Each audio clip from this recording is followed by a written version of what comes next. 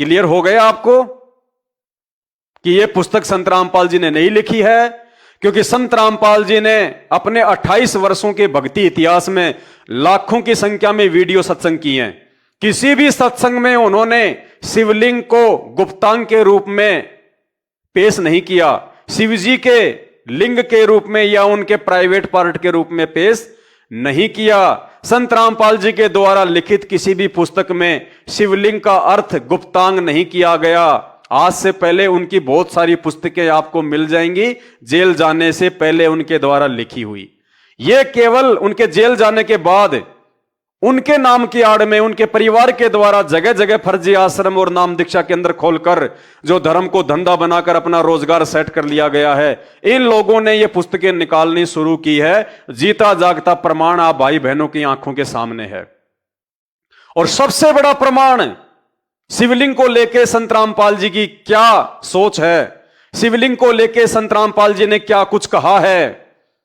संत रामपाल जी शिवलिंग को शिव जी का गुप्तांग मानते हैं या कुछ और मानते हैं, संत रामपाल जी के खुद के मुख कमल से आपको सुनाएंगे, संत रामपाल जी के सत्संग से आपको सुनाएंगे। उसके बाद में सारा आपका भ्रम दूर हो जाएगा कि शिवलिंग क्या है और संत रामपाल जी के शिवलिंग को लेके क्या विचार हैं। उससे पहले आपको ये संक्षिप्त शिव पुराण है, इसमें से आपको दिखाएंगे कि शिवलिंग का अर्थ क्या होता है। तो चलिए अब हम चलते हैं संक्षिप्त शिव पुराण के ऊपर। ये देखिए संक्षिप्त शिव पुराण कोड नंबर 789, सचित्र मोटा टाइप, केवल हिंदी। और कहां से प्रकाशित है? गीता प्रेस गोरखपुर से प्रकाशित है, बिल्कुल ऑथेंटिक है। ओके, संक्षिप्त शिव पुराण, इसका पेज नंबर 42, संक्षिप्त शिव पुराण का पेज नंबर 42। शिवलिंग को क्या कहा गया है? निराकार होने के कारण ही उनकी पूजा का आधारभूत लिंग भी निराकार ही प्राप्त हुआ है, अर्थात शिवलिंग शिव के निराकार स्वरूप का प्रतीक है। यानी संक्षिप्त शिव पुराण में शिवलिंग को क्या बताया गया है? शिव का निराकार स्वरूप। शिवलिंग का अर्थ यहां पे शिव का प्राइवेट पार्ट नहीं किया गया है। शिवलिंग का मतलब शिव जी के गुप्तांग को नहीं बताया गया है। शिवलिंग का मतलब है शिव के निराकार स्वरूप का प्रतीक। कौन सा शिव भाइयों? इसके लिए आपने सृष्टि रचना पढ़नी पड़ेगी, संत रामपाल जी के वीडियो देखने पड़ेंगे। ये वो शिव नहीं है जो ब्रह्मा विष्णु महेश का छोटा भाई है, जिसको हम लोग पूजते हैं ज्यादातर अपने अपने घरों में, जो लोग संत रामपाल जी के ज्ञान से अपरिचित हैं। ये महादेव जी नहीं, यहां के शंकर भगवान नहीं है ये शिव। ये शिव इससे भिन्न है। इनका ये पिता है काल ब्रह्म ज्योति निरंजन। ये अपने तीनों पुत्रों का रूप धारण कर लेता है। कभी शिव का रूप धारण कर लेता है, कभी ब्रह्मा जी का रूप धारण कर लेता है, तो कभी विष्णु जी का रूप धारण कर लेता है। उसके विषय में यहां पे बात हो रही है। अर्थात शिवलिंग शिव के निराकार स्वरूप का प्रतीक है। यानी संक्षिप्त शिव पुराण में भी शिव को शिव जी का लिंग नहीं बताया गया। आगे देखिए, यही कारण है कि सब लोग लिंग का मतलब कोष्टक में यहां क्या किया गया है? निराकार, क्योंकि साकार रूप में तो वो आता नहीं है। और यहां पे लिंग को निराकार रूप क्यों दिया गया? क्योंकि एक समय इसी संक्षिप्त शिव पुराण से आपको यह कथा पढ़ने को मिल जाएगी, आपको दिखा देंगे, सचित्र दिखा देंगे। एक समय ब्रह्मा जी और विष्णु दोनों भाइयों में आपस में झगड़ा हो गया। ब्रह्मा जी ने कहा कि तेरी उत्पत्ति मेरे से हुई है। विष्णु जी ने कहा कि मैं तेरा बाप हूं, तेरी उत्पत्ति मेरे नाभि कमल से हुई है। दोनों में लड़ाई झगड़ा हो गया, गद्दम गद्दा। अब उन दोनों की लड़ाई को देखकर कि आपस में लड़ेंगे झगड़ेंगे और ये अगर लड़ते झगड़ते रहेंगे तो मेरे लिए भोजन का उपाय कौन करेगा? इनका जो पिता है ज्योति निरंजन काल ब्रह्म जो निराकार रहता है, दुर्गा का पति, इन तीनों का पिता ब्रह्मा विष्णु महेश का, जो सामने नहीं आता, गुप्त रहता है अपने ब्रह्मलोक में, जो प्रतिदिन 1 लाख सूक्ष्म शरीरधारी आत्माओं को भून भून के खाता है। ब्रह्मा जी से वो पैदा करवाता है, विष्णु जी से उनका पालन पोषण करवाता है, आप और हमारा, शंकर जी से संहार करवाता है और प्रतिदिन 1 लाख खाता है। तो इसने देखा कि अगर ये आपस में लड़ने झगड़ने लग गए तो मेरा भोजन का बंदोबस्त कौन करेगा। तो इन दोनों का झगड़ा देखकर, वो निराकार नहीं है, वो साकार में है, लेकिन वो अपने आकार में आता नहीं है, जानबूझ के उसने प्रतिज्ञा कर रखी है। उसका रूप देखने लायक नहीं है, भयंकर है, विकराल है, कालजा फट जाए। जैसे महाभारत के युद्ध में गीता का ज्ञान देते समय श्री कृष्ण जी के अंदर भूत की तरह प्रवेश करके वो ब्रह्म ज्योति निरंजन काल युद्ध न करने वाले अर्जुन को अपना विराट रूप दिखा के और उसको युद्ध के लिए राजी कर दिया। तो इन दोनों के बीच में वो एक लिंग रूप में प्रकट हो गया, एक तेजोमय लिंग स्तंभ, बहुत बड़ा एक तेजोमय खंबा जिसका कोई और छोर नहीं। और वो दोनों भाई लड़ाई को तो भूल गए और ये देखने लग गए, यार ये क्या है इतना लंबा चौड़ा।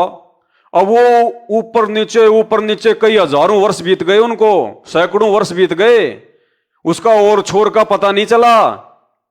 उसके बाद में वो काल अपने छोटे पुत्र शिव का रूप बना के उन दोनों के पास में आके प्रकट हो जाता है। अब देखिए आप आगे।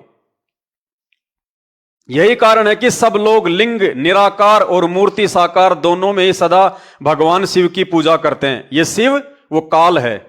ये देखिए वो चित्र इसी संक्षिप्त शिव पुराण से है।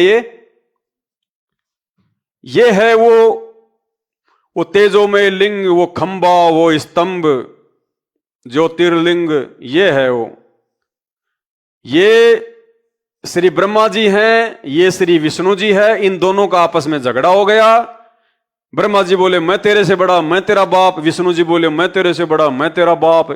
इन दोनों के झगड़े को शांत करने के लिए गुप्त रूप से रहने की प्रतिज्ञा करने वाला वो काल, वो ब्रह्म इस स्तंभ रूप में इनके बीच में आके खड़ा हो गया। ये लिंग रूप बना लिया उसने। लिंग का मतलब प्राइवेट पार्ट नहीं, लिंग का मतलब उस निराकार ब्रह्म ज्योति निरंजन का गुप्तांग नहीं। उसने एक स्तंभ खड़ा कर दिया, एक पिलर खड़ा कर दिया, तेजोमय नूरी चमकता हुआ, जो इस पुस्तक में भी आपको दिखाया गया है। संत रामपाल जी ने भी अपने काफी सत्संगों में आपको समझा रखा है। अब जैसे ही ये लिंग रूप उसने प्रकट किया, दोनों भाइयों ने झगड़ा बंद कर दिया और ऊपर नीचे देखने लग गए। कई हजारों वर्ष बीत गए, सैकड़ों वर्ष बीत गए, इनको इसके आदि और अंत का कोई पता नहीं चला। अब उसके बाद वो काल स्वयं आ गया, फिर अपने पुत्र शिव का रूप बना के। देखिएगा, उन दोनों ने अपने स्वामी महेश्वर का पूजन किया, यानी वो महेश्वर का रूप बना के आ गया, शिव जी का रूप बना के आ गया।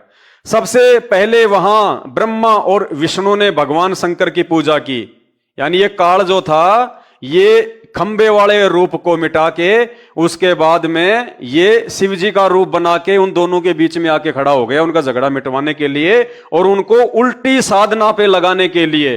अब आप देखना कहां से ये शिवलिंग की पूजा शुरू हुई है।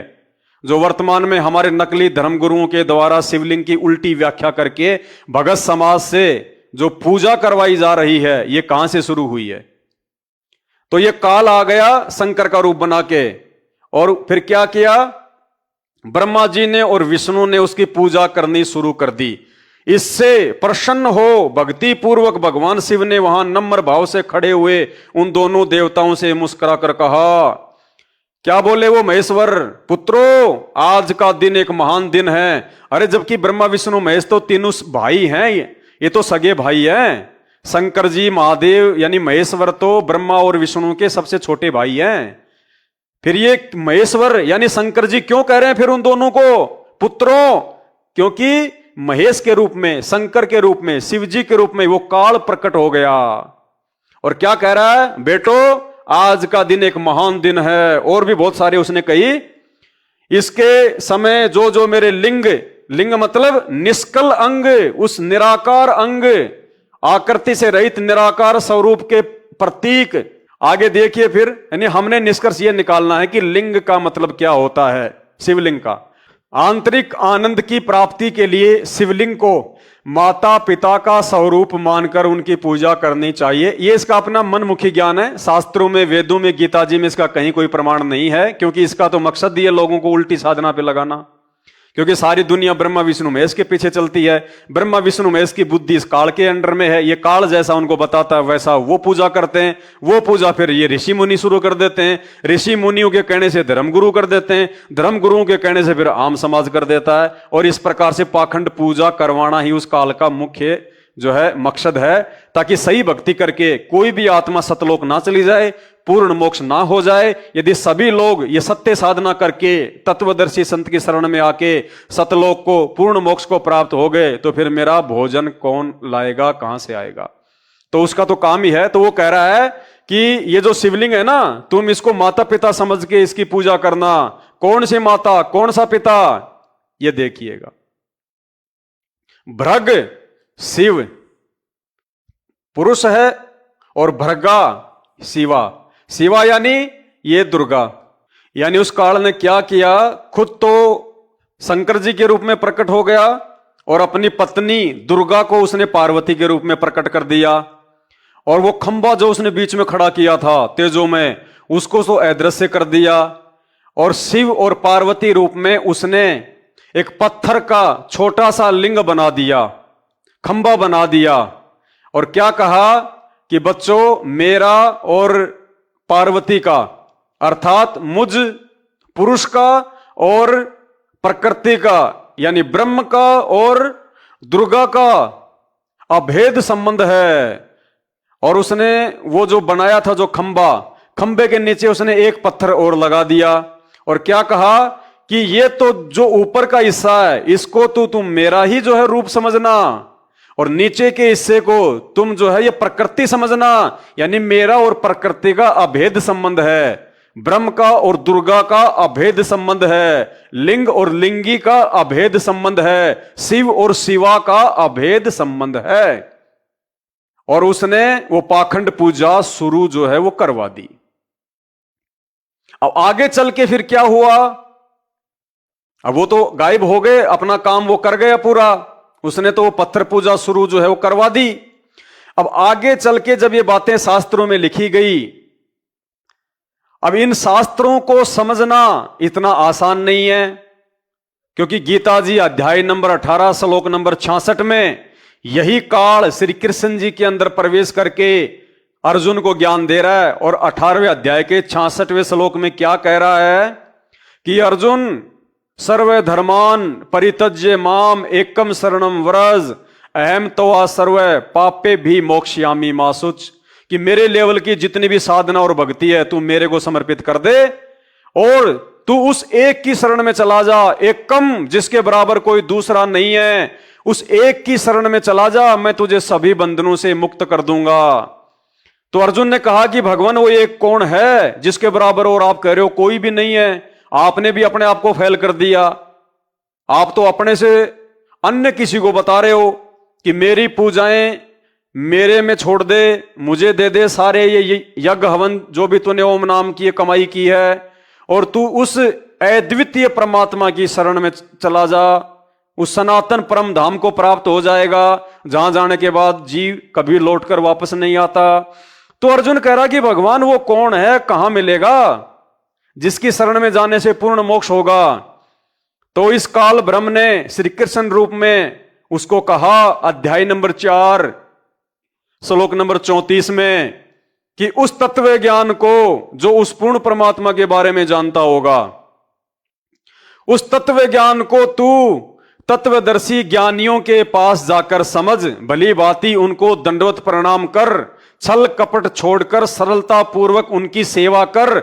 उसके बाद वो तत्वदर्शी ज्ञानी तुझे उस तत्व ज्ञान का उपदेश करेंगे।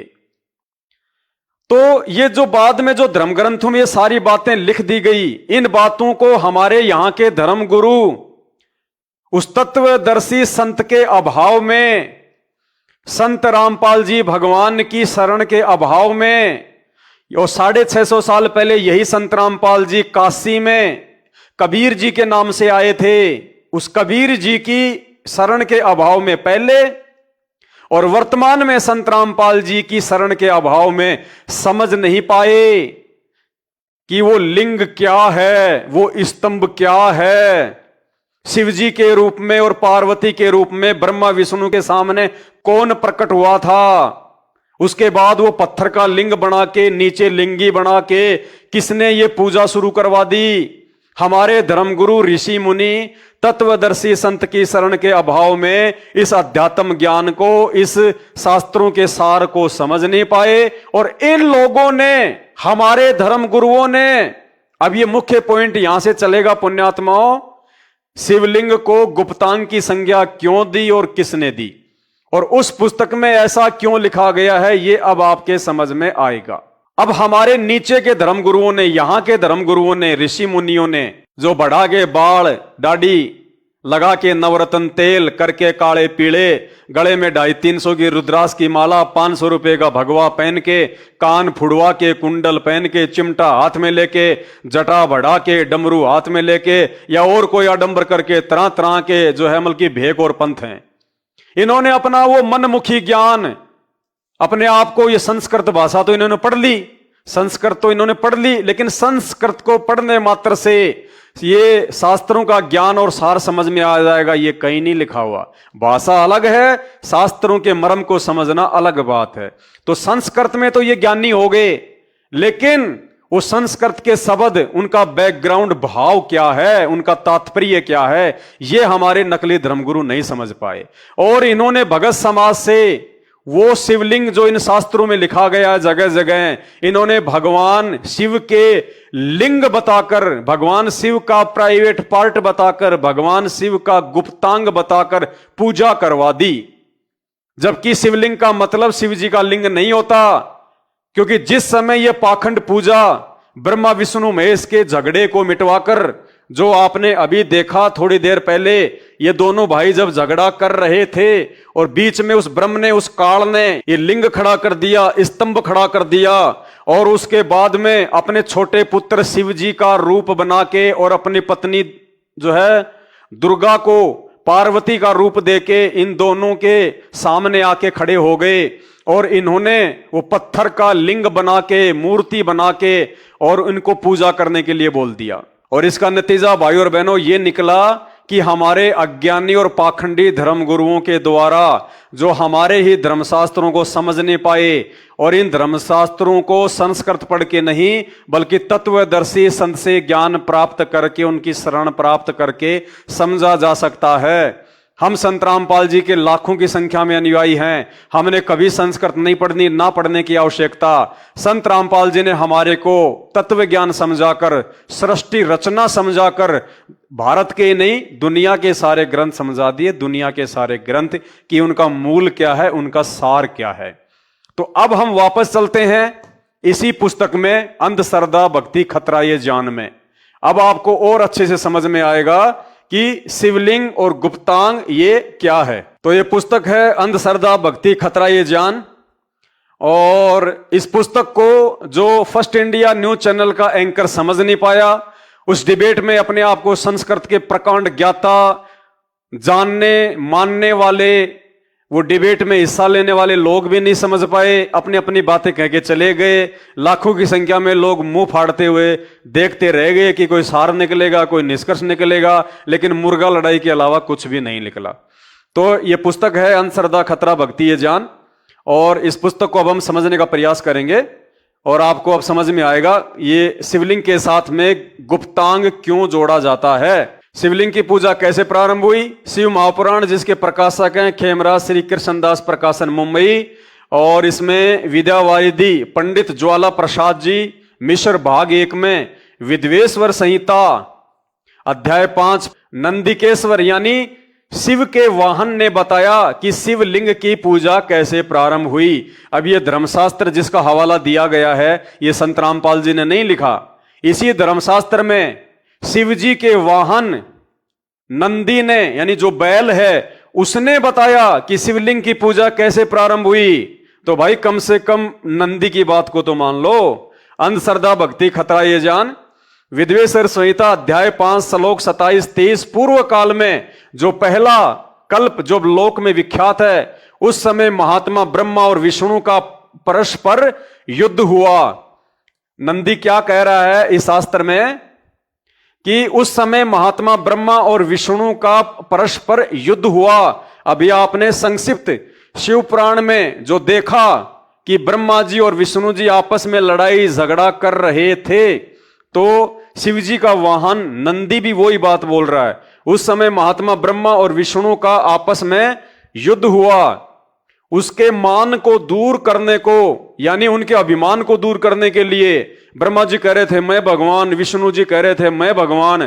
तो उनके इस मान को, अभिमान को दूर करने के लिए वो इनका पिता जो साइलेंट रहता है, जो गुप्त रहता है, ब्रह्म, काल, ज्योति निरंजन, उनके मान को दूर करने को उनके बीच में उस निष्कल परमात्मा ने, कौन से निष्कल परमात्मा ने? काल ने, ब्रह्म ने स्तंभ रूप अपना स्वरूप दिखाया। स्तंभ रूप यानी बीच में जो खंबा खड़ा कर दिया था, जो वो पिलर खड़ा कर दिया था, स्तंभ खड़ा कर दिया था, स्तंभ रूप अपना स्वरूप दिखाया। तब जगत के हित की इच्छा से निर्गुण शिव ने उस तेजोमय स्तंभ से अपने लिंग आकार का स्वरूप दिखाया। उसने कहा कि ये मेरा बैकग्राउंड वाला रूप है, ये मेरा आकार है, लिंग रूप, ये तेजोमय रूप। उसी दिन से लोक में वह निष्कल शिव का लिंग विख्यात हुआ। यानी उसी दिन से जो इस संक्षिप्त शिव पुराण में लिखा हुआ है, संत रामपाल जी भी अपने सत्संगों में सैकड़ों बार दिखा चुके हैं। शिव जी के वाहन नंदी कह रहे हैं कि उसी दिन से, कौन से दिन से? जब ब्रह्मा और विष्णु आपस में झगड़ा कर रहे थे और बीच में उस काल ने, उनके पिता ने, ज्योति निरंजन ने, उस ब्रह्म ने जो ब्रह्मलोक में रहता है, दुर्गा का पति, इन तीनों का बाप ब्रह्मा विष्णु महेश का, झगड़ा रुकवाने के लिए और उनके अहंकार को शांत करने के लिए कि ना तू भगवान है ना ये भगवान है, और बीच में खंबा शुरू कर दिया। और फिर अपने पुत्र शिव का रूप धारण कर लिया और अपनी पत्नी दुर्गा को पार्वती रूप में धारण करके वहीं खड़ा कर दिया और उस स्तंभ रूप को तो गायब कर दिया और एक छोटा सा एक पत्थर का लिंग उनके हाथ में दे दिया कि बेटा अब तुम इसकी पूजा किया करो। तो नंदी जी कह रहे हैं कि उसी दिन से, तब जगत के हित की इच्छा से निर्गुण शिव ने उस तेजोमय स्तंभ से अपने लिंग आकार का स्वरूप दिखाया। उसी दिन से लोक में वह निष्कल शिव जी का लिंग विख्यात हुआ। आगे पढ़िए। विद्वेश्वर संहिता पृष्ठ 18 अध्याय 9 श्लोक 40 और 43। इसमें मैं अज्ञात स्वरूप हूं, पीछे तुम्हें दर्शन देने के निमित्त साक्षात ईश्वर, तक्षण ही मैं सगुण रूप हुआ हूं। यानी काल क्या कह रहा है कि तुमने जो खंबे वाला रूप देखा ना, वो तो है मेरा मतलब निष्कल रूप है, वो मेरा निर्गुण जो है रूप है। और उसके बाद तुरंत ही तुम्हारे सामने जो मैं शंकर जी के रूप में और अपनी पत्नी दुर्गा को पार्वती के रूप में लेके जो तुम्हारे सामने जो मैं प्रकट हो गया, ये मेरा साकार रूप है। पीछे तुम्हें दर्शन के निमित्त साक्षात ईश्वर, तक्षण ही मैं सगुण रूप हुआ। मेरे ईश्वर को सकल तत्व जानो और ये निष्कल स्तंभ ब्रह्म का बोधक है। लिंग लक्षण होने से यह मेरा लिंग स्वरूप निर्गुण होगा। इस कारण हे पुत्रो, ब्रह्मा विष्णु महेश को कह रहा है कि हे बेटो, तुम नित्य इसकी अर्चना करना, तुम नित्य इसकी पूजा करना। लिंग की, उसकी खंबे की जो पत्थर के रूप में उनको दे दिया, यह सदा मेरी आत्मा रूप है और मेरी निकटता का कारण है। लिंग और लिंगी के अभेद से ये महत्व नित्य पूजनीय है। लिंग यानी वो पत्थर का टुकड़ा और लिंगी यानी उसने वो शिवा का जो रूप बनाया, अपनी पत्नी दुर्गा का संकेत, चिन्ह। यानी लिंग रूप तो हो गया ये काल का, लिंग रूप हो गया काल का, और साथ में उसने उसके नीचे जो लिंगी आकार में बना हुआ है वो उसने दुर्गा का प्रतीक बताया, प्रकृति का प्रतीक बताया, शिवा का प्रतीक बताया। लिंग और लिंगी के अभेद से यह महत्व नित्य पूजनीय है। विवेचन, यह विवरण श्री शिव महापुराण खेमराज श्री कृष्णदास प्रकाशन मुंबई द्वारा प्रकाशित है। शब्दा शब्दा लिखा है। इसमें स्पष्ट है कि काल ब्रह्म ने जानबूझकर शास्त्र विरुद्ध साधना बताई, क्योंकि यह नहीं चाहता कि कोई शास्त्रों में वर्णित साधना करे। इसलिए, अब ध्यान से पढ़ना, इसलिए अपने लिंग गुप्तांग की पूजा करने को कह दिया। भाई बहनों, ये तो सही है कि भाई अपने लिंग की पूजा करने को कह दिया, लेकिन ये जो गुप्तांग शब्द जो लिख दिया गया बीच में, ये संत रामपाल जी का नहीं है। ये गुप्तांग शब्द संत रामपाल जी की तरफ से नहीं है। ये गुप्तांग शब्द, ये प्राइवेट पार्ट शब्द संत रामपाल जी के परिवार वालों ने या उनके भाई बंधुओं ने, ना जाने किसने मनमुखी रूप से इन्होंने यहां पे लिखा है। क्योंकि लिंग रूप तो हमारे शास्त्र ही प्रमाणित कर रहे हैं, लेकिन लिंग का मतलब उसका प्राइवेट पार्ट होता है या उसका गुप्तांग होता है, यह संत रामपाल जी का कथन नहीं है। इस पुस्तक में संत रामपाल जी का लेखक के रूप में नाम जरूर लिख दिया गया, लेकिन लिंग के आगे ये गुप्तांग अर्थात ये प्राइवेट शब्द संत रामपाल जी के विचार नहीं है। ये उनके परिवार की मनमुखी सोच है। इस पुस्तक को लिखने वाले की, जिसने नाम तो लेखक के रूप में संत रामपाल जी का लिख दिया, लेकिन विचार उसने अपने लिख दिए। तो ये जो लिंग के साथ में जो गुप्तांग शब्द है, ये संत रामपाल जी की सोच नहीं है, इसलिए अपने लिंग गुप्तांग की पूजा करने को कह दिया। अब भाई और बहनों, आपको और अच्छे से समझ में आएगा आगे। अब ये देखिए, अब जो ये चित्र बना के जो समझाया गया ना, ये चित्र संत रामपाल जी के विचार नहीं है। नहीं जी, ये चित्र बनाकर जो समझाया गया है, आप इसके बैकग्राउंड को समझिए। ये चित्र इस पुस्तक में इसलिए बना के समझाया गया है कि हमारे यहां के तत्व ज्ञानहीन, पाखंडी और नकली अज्ञानी धर्मगुरुओं ने उस शिवलिंग को, जो शिव जी के लिंग के रूप में समाज के सामने परिभाषित कर दिया है, शास्त्रों के समझ ना होने के कारण कि शिवलिंग का मतलब शिव जी का लिंग, उन अज्ञानी धर्मगुरुओं की सोच को बताया गया है ये पुस्तक लिखकर कि समाज में अज्ञानी धर्मगुरुओं के द्वारा आम व्यक्तियों से जो पूजा करवाई जाती है शिव की, शिवलिंग की, वो कोई जो है वो स्तंभ रूप की पूजा नहीं करवाई जाती, शिव जी के लिंग को समझकर करवाई जाती है। ये बात समझाने के लिए ये चित्र यहां पे लिखा गया है। इस शिवलिंग की पूजा अंधश्रद्धावान करते हैं, जो शर्म की बात तो है ही, परंतु धर्म के विरुद्ध भी है, क्योंकि ये गीता व वेद शास्त्रों में नहीं लिखी है।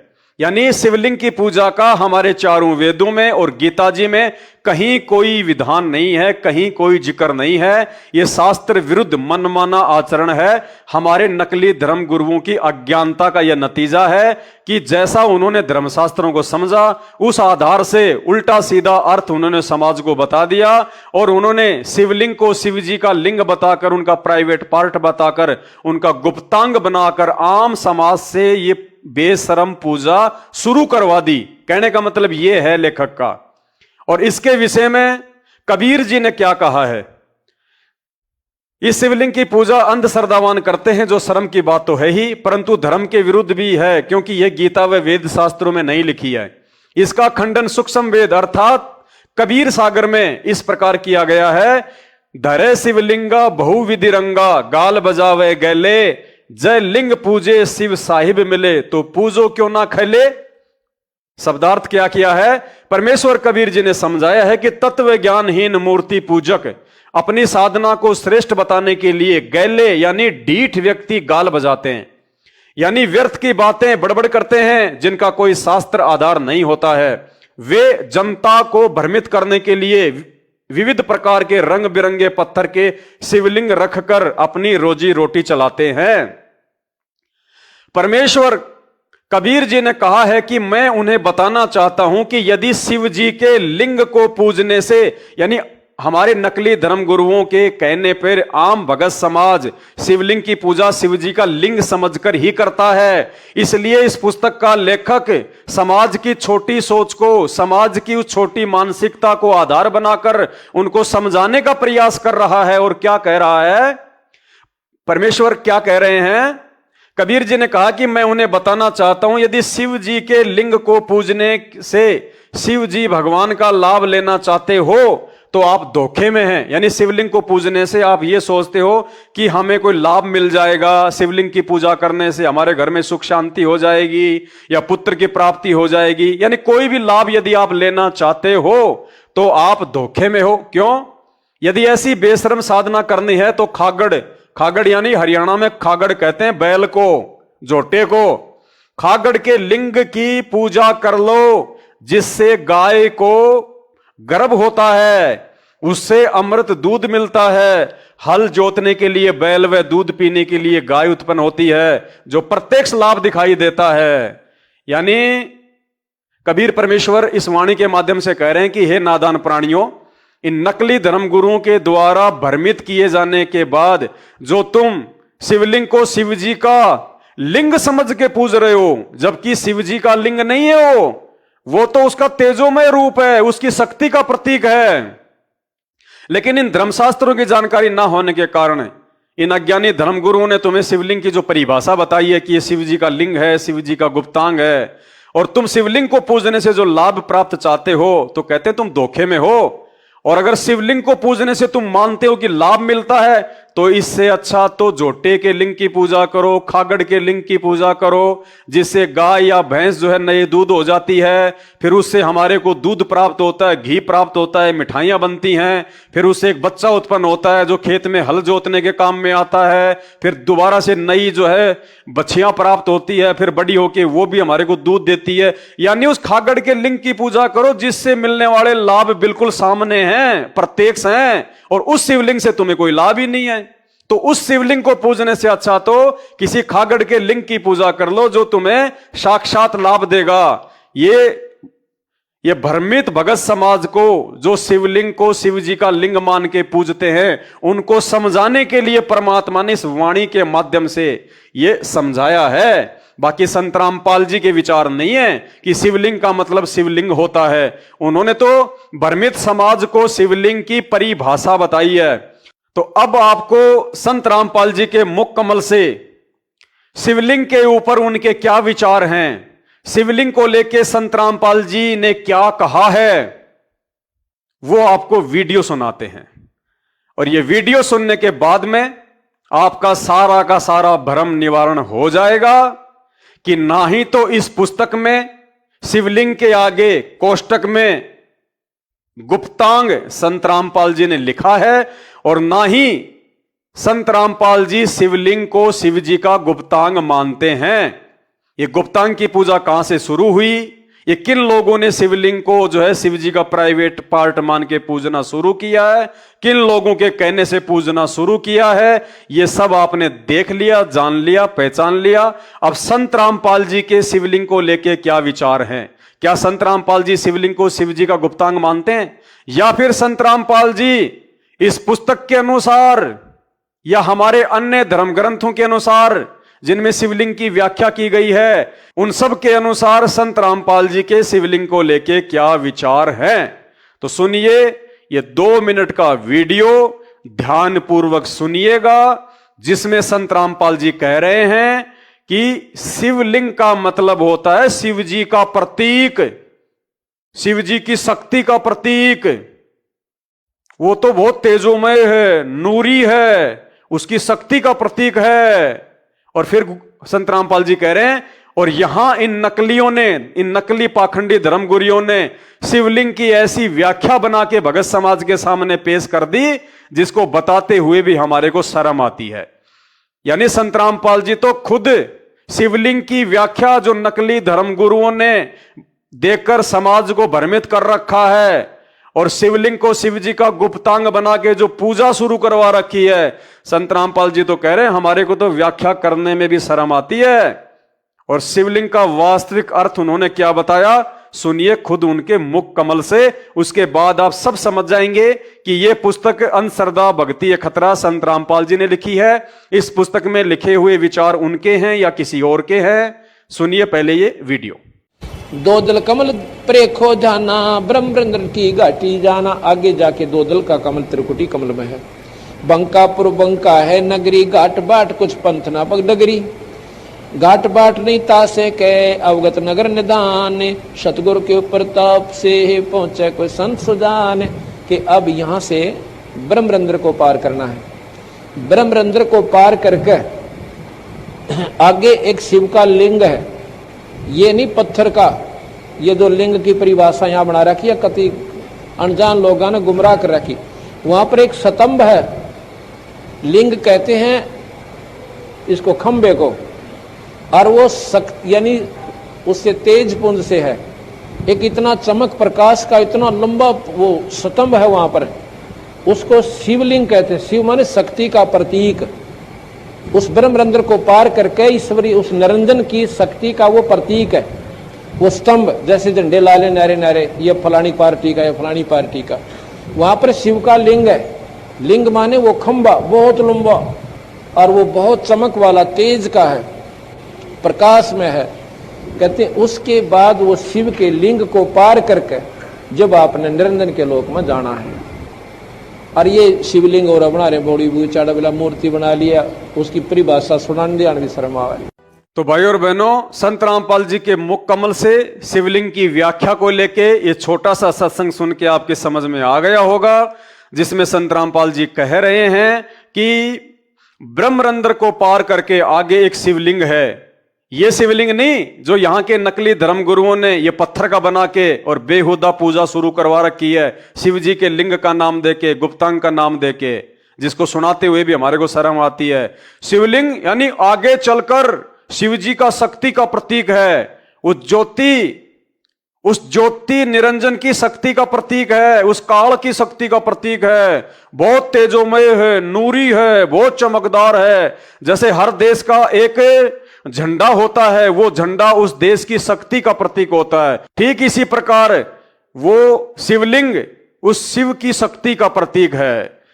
एक बार फिर से सुन लीजिए वीडियो और उसके बाद आप खुद ही निर्णय कर लेना कि इस पुस्तक में लेखक के द्वारा जो लिखा हुआ बताया गया है शिवलिंग के आगे कोष्टक में गुप्तांग, ये संत रामपाल जी के विचार हैं या संत रामपाल जी के नाम से अपने अज्ञान को संत रामपाल जी के ज्ञान के ऊपर जबरदस्ती थोपने का प्रयास किया गया है। सुनिए एक बार वीडियो। दो दल कमल प्रेखो जाना, ब्रह्मरंध्र की घाटी जाना। आगे जाके दो दल का कमल त्रिकुटी कमल में है। बंकापुर बंका है नगरी, घाट बाट कुछ पंथ ना पग नगरी। घाट बाट नहीं तासे के अवगत नगर निदान, सतगुरु के ऊपर ताप से पहुंचे कोई संत सुजान। कि अब यहां से ब्रह्मरंध्र को पार करना है। ब्रह्मरंध्र को पार करके आगे एक शिव का लिंग है, ये नहीं पत्थर का।